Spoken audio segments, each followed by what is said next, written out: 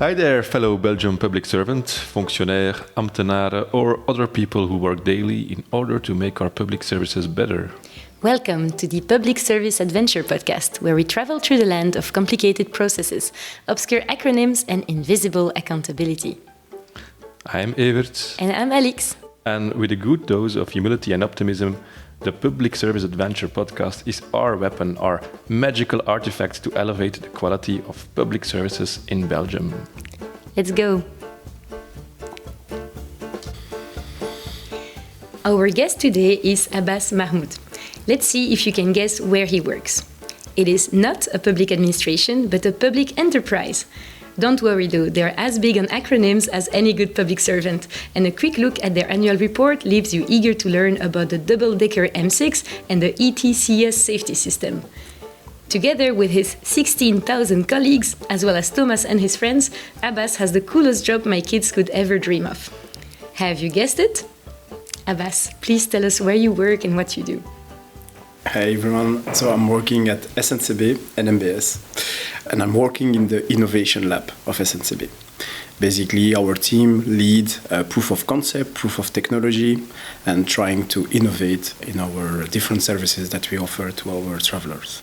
And thank you for welcoming us in your offices this morning. It really feels like a startup here with the colors, the accessories. Yeah, and the cool designs on the doors, like a very cool atmosphere. It helps. Could you tell us, how did you come to the NMBS? Yes, so basically it was during the COVID time, a bit lucky. At that time, the innovation lab was looking to grow. They were hiring, and there were this super job responsible of innovation projects and innovation coach.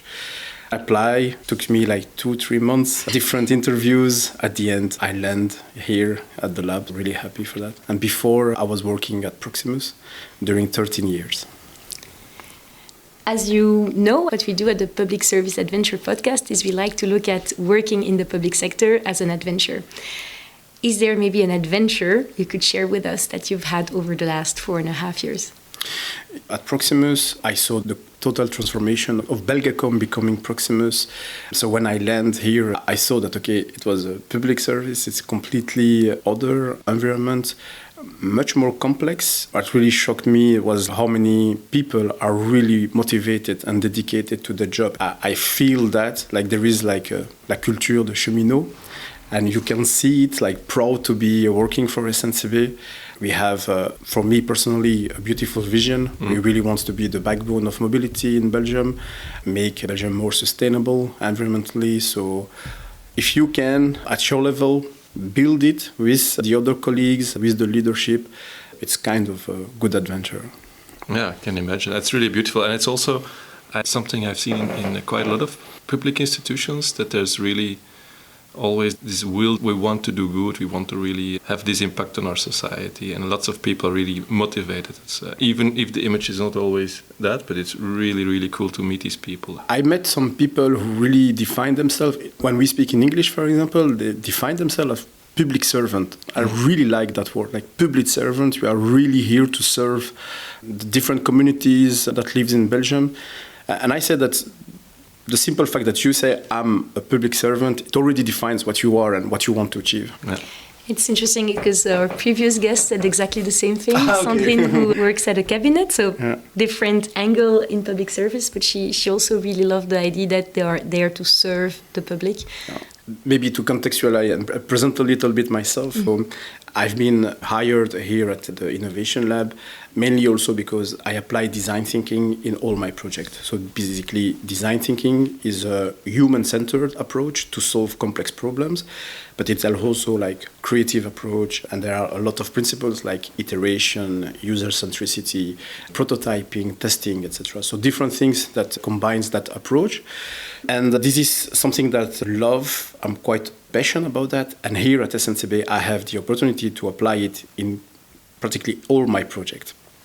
So one of my, I would say, memorable story or adventure here at SNCB was the first time that in order to understand the needs of our travelers, I did like several trips with customers to try to understand how they experience the trip in our train, what do they like, what do they miss, what can we improve. They also give a lot of ideas, of course, sometimes really crazy ideas that I wish we could implement, sometimes really great. Any example of a crazy idea that a customer gave you? Yeah, vending machine in train for the long trip. So I did like open a stand, one customer, and that was really like, yeah, I'm thirsty, I want to eat something, a vending machine and that. And I was like, yeah, of course.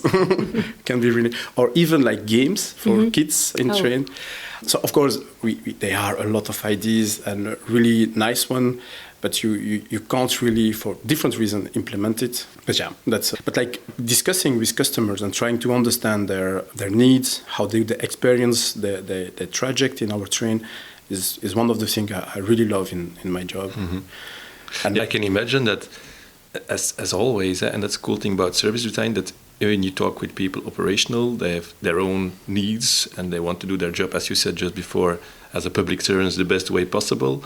But sometimes customers have a different perception, and like bridging those two is actually that's what you're trying to achieve. Yeah, look at me, at myself, when I lead some project, a bit like the intermediaire. So at the same time, the voice of the customer, but at the same time, the voice of my colleagues. So basically, in the first phase, I will always try to understand the customer needs, try to be as empathic as possible, put myself in their shoes. But then, as soon as I get a real good pictures of that, I will also do it with my colleagues, like, okay, the operational field, what are the obstacles, what are the constraints, what can we really do, what has been tested and didn't work, because we already tested before. So trying to map everything, and then what we do is basically defining a sort of a playground, playfield, where we know, okay, there is opportunities, there are more constraints, and try to be as creative as possible to find new solutions. That's how we do. So when you started going to see customers, did you have a specific problem that you needed to solve for which you wanted to have their feedback, or was it more exploratory? No, so most of the time we track, of course, our customer satisfaction Don't challenges. say of course, this is not always done. No, okay. We are really good at that, but it's basically one of our biggest objectives at SNCB, and it's basically having like customer satisfaction is really important for us. So we receive all those feedback from our customers, but also from the field, etc. And our goal is to transform those challenges into opportunities to improve the service and try to just increase the customer satisfaction. So what we do at the Innovation Lab, we look at the most, I would say, challenges, the challenges that comes the most of the time. And when I started, for example, we had like some feedback regarding the connection between different trains and how we can make the experience smoother, more informative, and just have travelers having their information at the right time. And for example, for that kind of project, at the beginning, you receive a lot of information about, okay, this is how connection works at SNCB. There are some operational constraints, etc. We have a plan of transportation that we have to respect. Punctuality is also one of our KPIs, so we also have to take that in account. But then if you want to put yourself in the shoes of the customer, you really need to listen to them and try to understand their need, in fact, the hidden needs, I would say.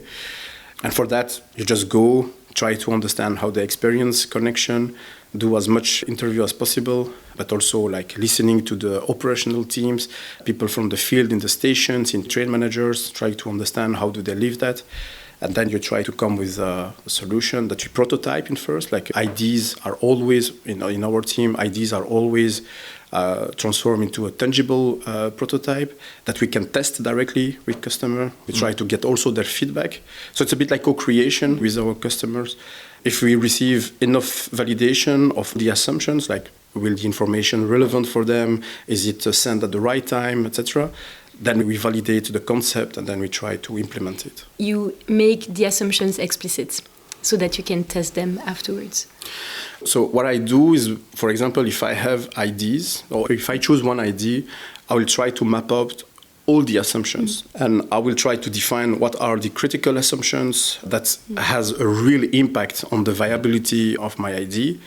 And regarding those critical assumptions, I will try to prototype something that I can test. For example, In a prototype, I want, for example, test the usability of the user experience in a smartphone, etc. It's not really my goal at that time. The usability test doesn't come at that time. It's mainly more like the desirability of the solution. Does it really answer to a need? And I imagine it's sometimes really tricky, though, to separate. Like in theory, I get you, but sometimes I guess it's hard to separate the two, because if you get a prototype, let's say, rejected by the user, and the usability is crap, you could assume, okay, it's just because the usability is crap, or that really it was not desirable in the first place. So I guess there is still a certain threshold at which usability needs to be nice enough. Yeah, definitely. But I do like to work in iterative circle. So at the beginning, I just don't want to invest a lot of time or money into an idea that still have a lot of assumption, and I don't think it will work at the beginning. I'm still in a learning phase, so I just want to have a lot of feedback to understand how I can pivot a little bit my idea, how I can fine-tune it in order to really design the right solution for the right needs. Basically, that's the thing with design thinking. You just design solutions, either a service or a product, but the focus is on is it the right need? Are you doing that for the right reason? It's an approach, there are techniques, but there's also a mindset. Not to say, because we are human and we love to fall in love with the first idea that we have, because we thought a long time, we understand, and now we have an idea, and that's the thing that's going to solve everything. And here you're saying explicitly, no, we're not going to do that. We're really going to take that idea, look at all what's around it, like assumptions, and make sure that it's really something valuable or not. It's really changing the perspective, I think. Sometimes that's the most difficult thing to do. When I do projects, I'm not alone. I try to embark people from different departments to collaborate with me. So it's not that I'm just alone going into the field. They open the doors for me. I do a lot of things, but they also, most of the time, they are involved in the project. And so, for example, during brainstorming, this is what happens. There is one idea. We all fall in love with that idea. But the challenge is to not fall in love with that and make sure that we have reasonable judgment on the idea. And so you say, okay, we had this problem, that feedback from our customers, that there's sometimes connections that have problems. So you investigated, you walked in the shoes of the different actors. What did you learn in the exercise? I think the thing that I learned was the most important thing for our customer at that time is to receive information. In different ways, but to have information. I miss my connection, but I receive the information. I miss my train, but what else can I do? So all those things can really make sure that you don't really lose your customer. That they are still happy to see that we are doing the extra mile and not only cancelled. Yeah, that shows that you're doing the extra mile. On the other hand, it's nothing more destabilizing than not knowing what will happen. So I can imagine that just the need for information, it can be very reassuring if you have a problem with the connection. When you go yourself a lot to see the customers and then you come back to brainstorm with your colleagues, so you've had more direct feedback from the customers, so you need to be the voice of the customers, as you said before. How do you make sure that everybody has that information, and it's not that your opinion then become more valuable because, I've talked to customers, so I know better, like having that? That's a good question. Most of the time, I do a lot of facilitation as well, so trying to gather everyone at the same time so they receive the information all at the same time, and we can discuss also the information. I'm also supported by a team called Customer Experience Team at SNCB, who are user researchers. They have like a beautiful methodology to make sure that we are backed with data evidence. I use most of the time quantitative results of surveys, etc., to back my assumptions and the insights I have, plus the qualitative interviews. What I try to do, even though people are really, most of the time people are wanting to participate, is to have the interviews with colleagues as well. So they come with me and we do the interviews together. We set up, for example, initiatives in the past. So we have a sort of innovation academy in our lab, and there I used to give like a design thinking training. And one of the assessments during the training, so it was a one-day training, was to just go out and really interview people. So most of the participants were present in my training thinking that, okay, they will just stay there. But no, in fact, they were really practicing it and going outside, interviewing customers, coming back. It must be quite impactful, I think, to experience that. Yes, and Evert is smiling. I can tell for the audience. No, because that makes me think of my experience as a product owner, where as a product owner for software development, you're usually the one who has most contacts with the customers. But then sometimes we did do interviews where a developer would come with, and that is really, really valuable for the rest of the team, because when that developer has talked to a few customers, there are so many small decisions that he will or she will need to make on a day-to-day basis, that when it's informed with some empathy, basically having a face in front of them, it really brings more quality to the product and also more engagement, I think. So I think it's really great that through the innovation lab, like that's part of the exercise to go on the field. That definitely makes me want to try something like this. Cool. The NMBS SNCB, it's 16,000 people, I heard in the introduction. So it's even a bit more. Even a bit Sorry. more. Even a bit more. So I can imagine it's huge. So culture-wise, just arriving and saying, "Hey, I'm doing innovation." How is it received by the organization? When we set up the innovation team, in fact, it's called innovation program. So when it has been set up, we had like clear scope. At the beginning, it was really like solve customer problems. We were also linked to everything digital, and then spread a culture of innovation by giving training, by organizing events to inspire people, sharing tips and tricks or latest news on new technologies, things like that. But of course, it's not easy. A huge company, different objectives per department. And very well received when you go to people and you say, "Hey, let's think together about this problem." I think that because we are like the innovation team, and that our mission to really make sure that the SNCB become more innovative, most of people who interact with us were always quite happy, and we've always been really well received. Also, it has been set up by our innovation board, like with all the directors. So it's bottom up and top down. That's what's really interesting, is that as soon as we get the mandate of having the possibility to test things, to collaborate with different departments, it helps us. But then also the reality is that you always have to go to the different teams, present yourself, make sure that we can align our different objectives, collaborate.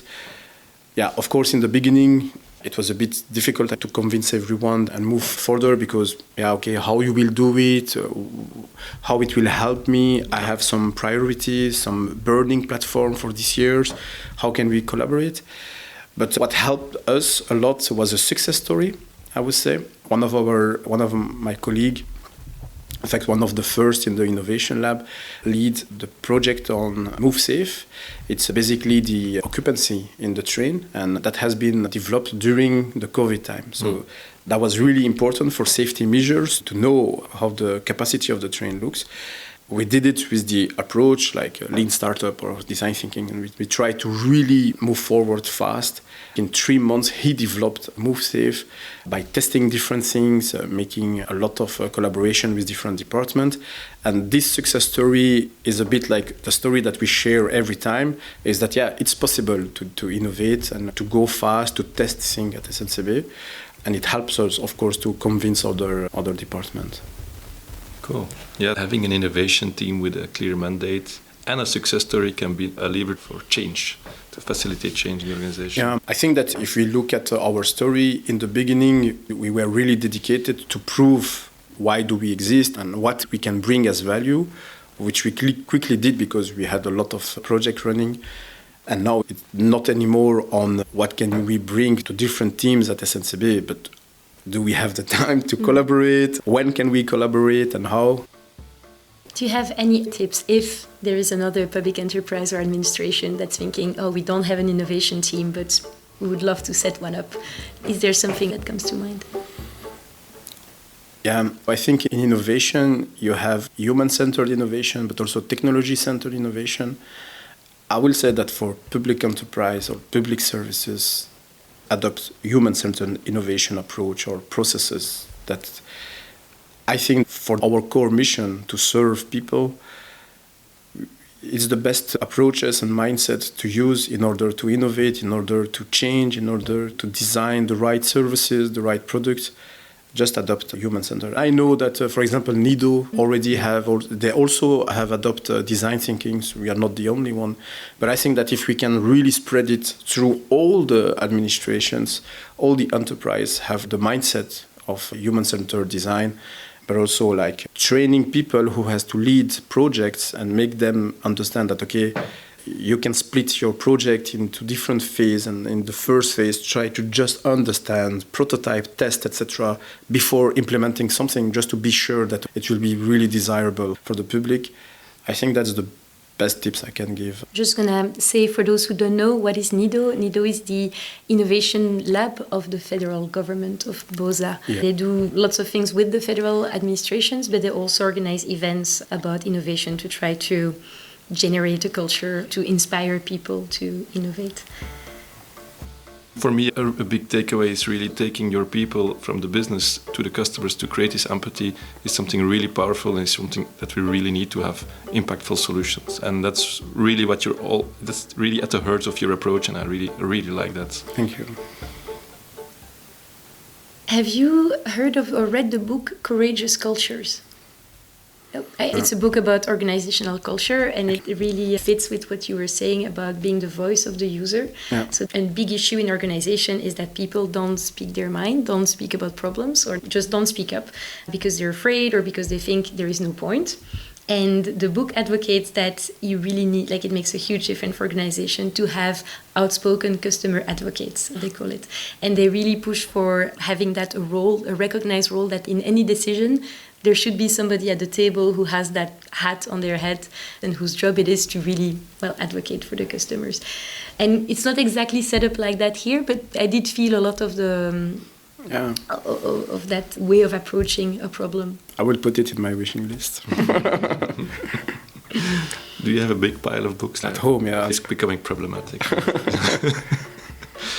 Having innovation as a mode, how do you say it? Modus operandi. An engine, like innovation. An engine, really? Yeah, an engine. We were considering, do we do train puns or not?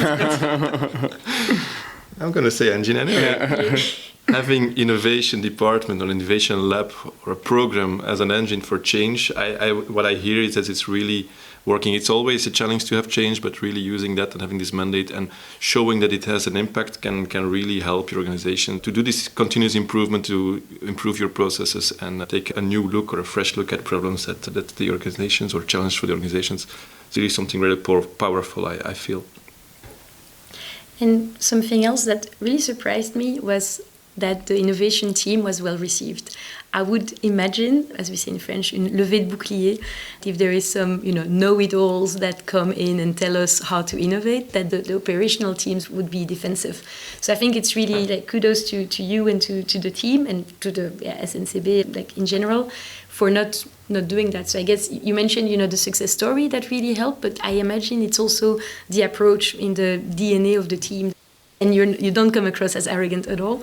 No. So I imagine that's really something that is a value that is promoted in the team and also hired. No, you're right. I think it's also, we have a slogan. Mm-hmm. It's like innovation starts with you. And in fact, whenever we present ourselves, it's not that we want to innovate alone. It's always like inviting our different teams to collaborate with us. And we are not alone. And then they have all the credits as well, because sometimes they have to do it on top of their other priorities, because in the beginning phase trying to understand the customer, etc., so they have to take the time for that extra time, and they do it, but it's only because we are not coming and giving them the instructions of what to do, but we are here to understand how we can collaborate and how we can design something together. That's great. The moonshot question. We have a dream. We want the Belgian public service to become so good that people will actually be happy to pay their taxes. So our question to our guests is always, do you think that's feasible? And what would be needed to make this happen in 10 years? I do believe that there are some people who really love to pay their taxes. But I understand the question might sound repetitive. I will go back to design thinking. But that would be really nice because we There are different administrations and public enterprise, but we all have the same vision, to serve people, make sure that they have the best services. Why not having like a sort of human-centered design hub where we can collaborate with the different administrations and different enterprises in order to bring the best services to the public? I think that would be really interesting to have like those multidisciplinary trajects with different enterprises that have an administration that have different objectives or different missions, but I do see the administrations like different systems that are interconnected, intertwined in somewhere. So if you have a good map of those systems and you just apply like a more human-centered approach, I think we can build really powerful services for the public. But that's a real dream. No, I love the idea. I would love to think some more about it. Abbas, thank you so much. You're welcome. Thank you very much. It was great talking to you, and I'm sure we'll have many other things to discuss in the future together. I hope so. Bye. That concludes this episode of the Public Service Adventure podcasts. We hope it gave you some insights on the inner workings of another public administration, inspiration to try something out tomorrow, and at the very least that you had a pleasant 20 minutes with us. If you believe our public services can and should be better, please share this podcast around. And we would love to get your feedback. You can find us on LinkedIn and on our website, publicserviceadventure.be. Bye-bye. It's not the music.